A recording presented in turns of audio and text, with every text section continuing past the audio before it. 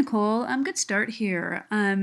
Yeah, what you said about the red being, having a couple meanings is definitely really true. The main thing I would suggest with your piece is to really, think of this, just like another design project in this class, and try to incorporate all those, everything we've been talking about so far. Focal point, emphasis, repetition, those kinds of things.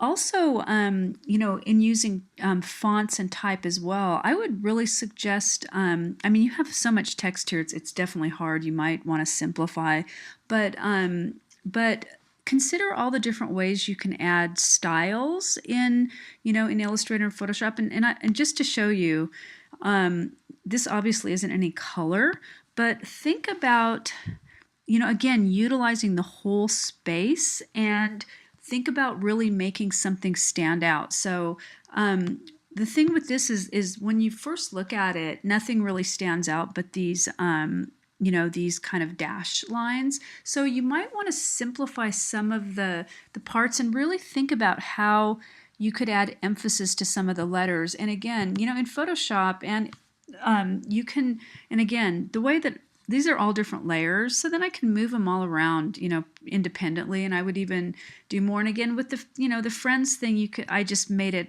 I lowered the opacity, but you could just use a different color. I'm not even using any color. So I used just two fonts, but so really focus on the size, scale, and adding emphasis someplace. So again, and in Photoshop too, like see this demons, when I double click it, if you want to make, in Photoshop, if you want to make it bigger, the pull down only goes to 72, but you can add here, like this is like 200, you could even go, 250. Let's see here, if you wanted to even make it bigger, and then you can, again, really think about filling the picture plane, and then you can, move it over.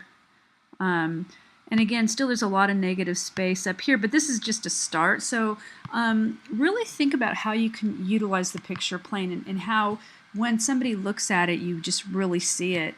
Again, this contrast here, which is another graphic design principle, we're not going to be doing a whole bunch of it in this class, but in terms of text and background, really the most important thing is creating contrast. You can see how this is easier to read down here because it's light, light background, dark. But when you get kind of dark on a darker shade, it's just a lot harder to read. So that's something to think about. Again, you could, another thing to do is put a dark background and put a lighter color text, right? So if I, like, let's say that I'm going to make another background.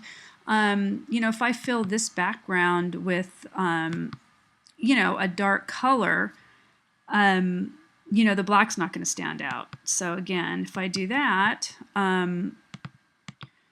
again, it's harder to read, right? So I would have to make something like white, and then it would stand out more, right? So again, if I made this, changed it and made it white, it's going to stand out more. So anyway, you know what I'm saying, and again, it doesn't stand out at all when there's no, when it's a white background. So that's just a real basic graphic design kind of rule. So anyway, another thing to consider is, a serif font like this is pretty formal, so you might want to, look into, look at DaFont too, and just look at all these cool fonts that, and I wouldn't get fancy, because the fancier you make the font, the more baggage it has, and sometimes you really want it to be mostly the design. So I have clicked on the sans serif here, but there are so many really cool, I love that cool Helvetica fonts, and this is, look, at 63 pages. I mean, maybe you want something different, but again, if you just use something like this for just one word, it really has a bigger impact. And you don't really want to use more than two fonts. But if you could look at, I love these handwritten ones too. But again, overdoing it, like one word, it works, then it has emphasis. But if you make all of it with these kinds of fonts, it's just hard to read. There's just so many different fonts, these stencil fonts. And these are really easy. You just double click on them, and they're really easy to install. And they actually have a lot of different, directions on that kind of stuff. Some of these distorted ones are really cool. So if you double click on them, you can kind of see what they look like in different situations. You can see what each letter looks like. So anyway, just a little bit of feedback for when you submit to the final Dropbox. Okay.